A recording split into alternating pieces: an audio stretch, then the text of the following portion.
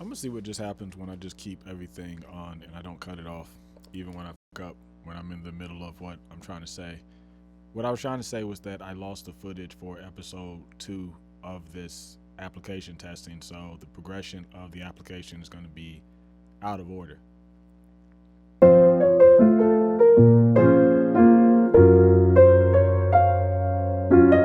I wrote down what the application is about, but I was looking for that note because something else I was saying in the later episode after episode 2 was that I need to get better organized and more into the practice of referencing the notes that I write down.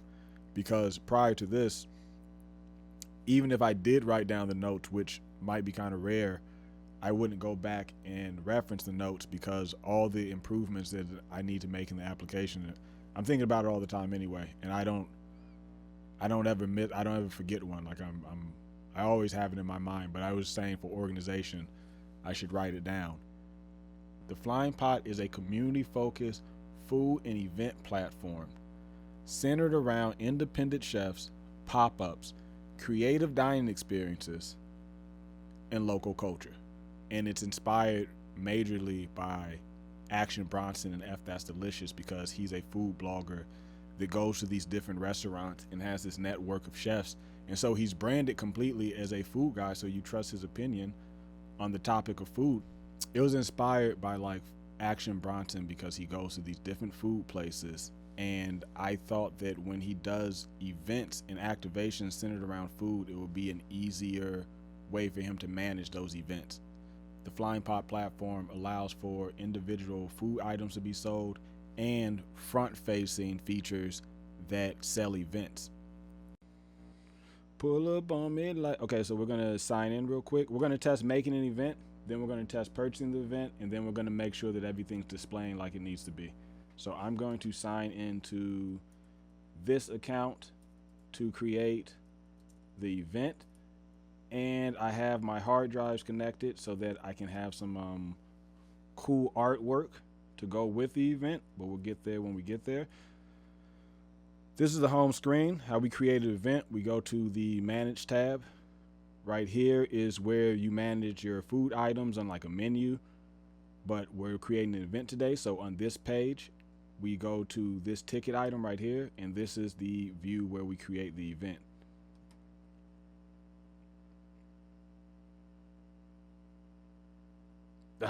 That pop-up just knocked me off. Anyway, first we're going to do the artwork.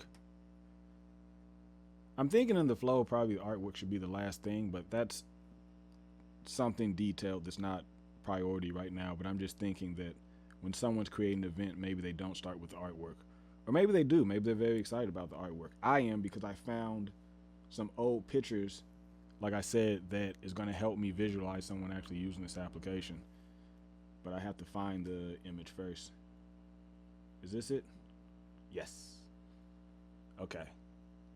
Because I have already a sample name for the event that we're creating, and this is going to go with it good.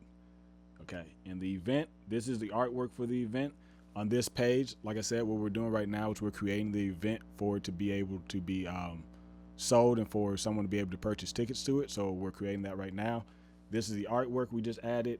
We're going to create an event title, and I'm going to call it The Legend of Disco Stew. Means nothing. And at this is going to be, what is it going to be?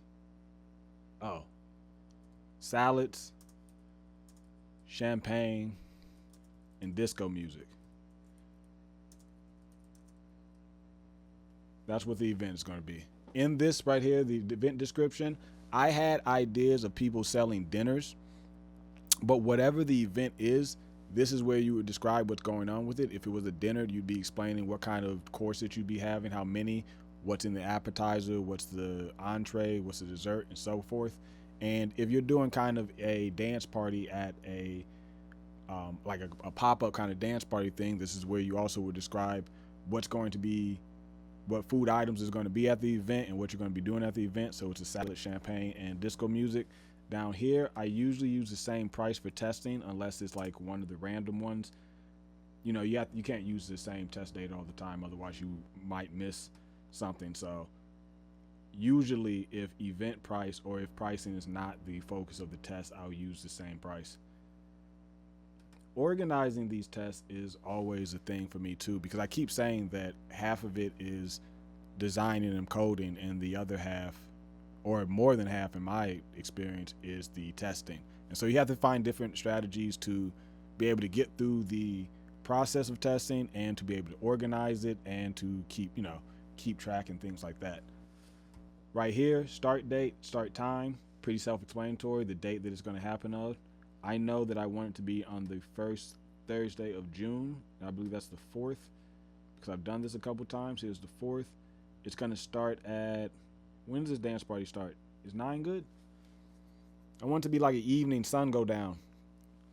Let's say it's going to start at 7. That's good. It's going to start at 7 p.m. People are walking in, people are mingling, whatever.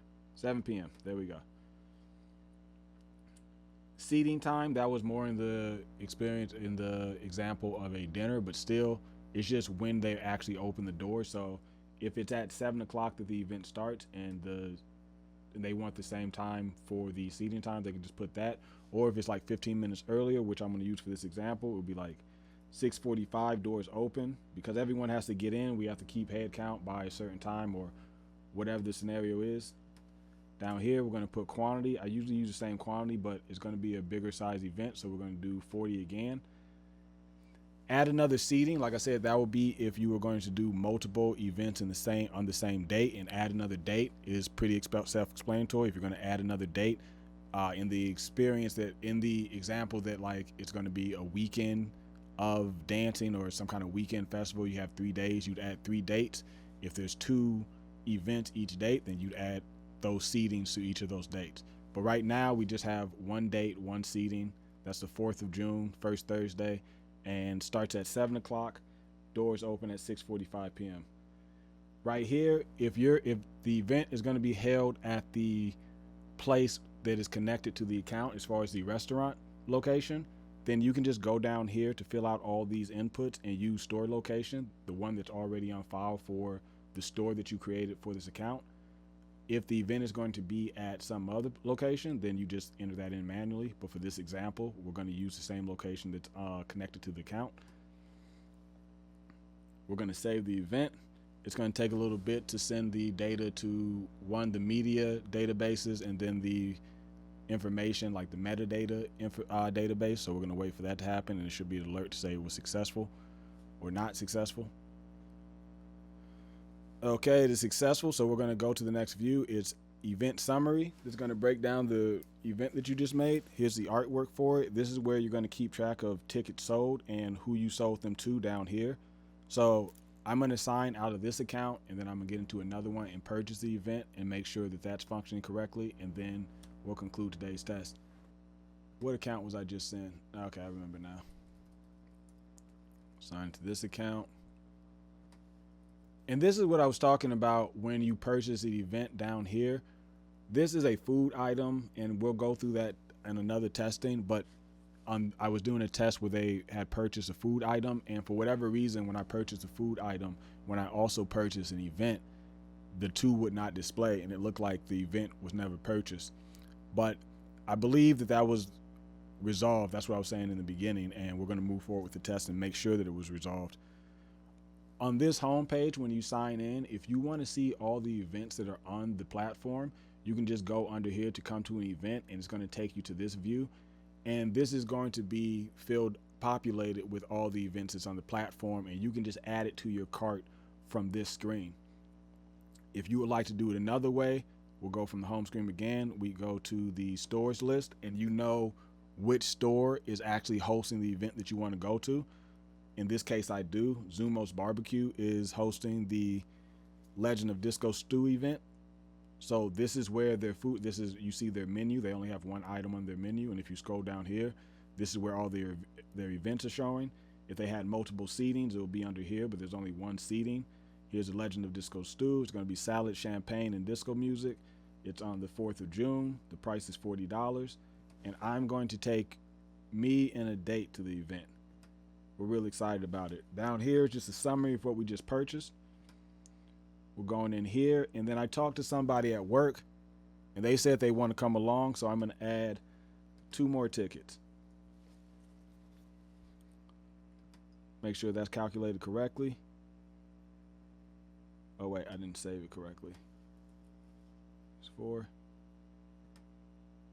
There we go, calculated correctly. We'll just add a tip. I was thinking that's more for food items being purchased, but you can also tip for events, and I'm just testing right now, so that's what we're going to do. We're going to say $30 tip for the event. It's going to be a fun event. Down here, I say this all the time. This is where I just make up a random name just on the spot, and we'll say no. Okay.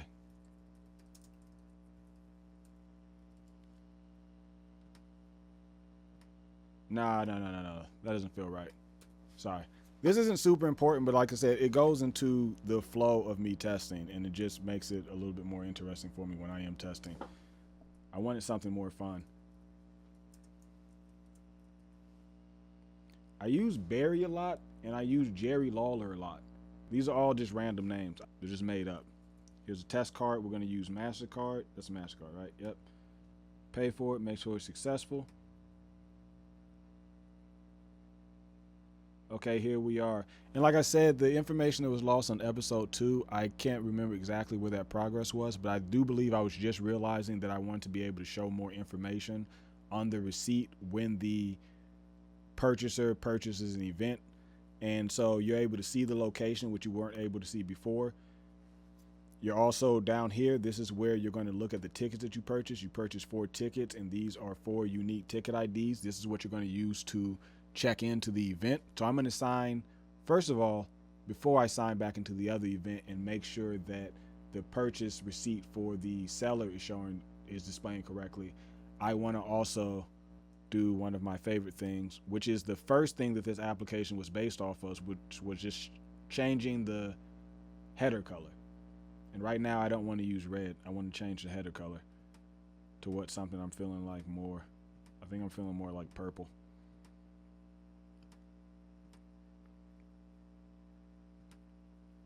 Not feeling super bright. Okay, we're going to use purple.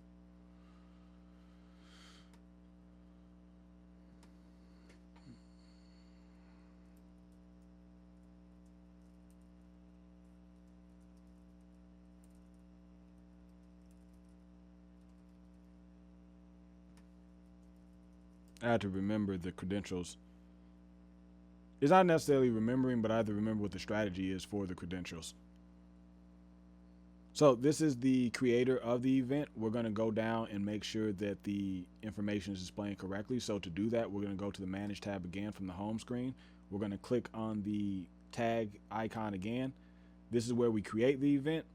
And right here is where we look at the summary of the event. I'm thinking of making it a little bit more easy to access this page, because that was a little bit too many clicks to get to an event that you've already created, but that's something down the line. That's not necessarily priority right now. But here's the summary again. Here's the artwork. Here's the name. Right here, you're going to see that the max tickets were decremented 4 tickets, because that's how many have been purchased. Going to the management of this event. This is who you sold it to. You sold to Allison Lowell. We're going to open up, and right here you're looking at the unique tickets for each of those. So that's when you check them in. You check right here, and then that's going to show that it's claimed or it's unclaimed. When you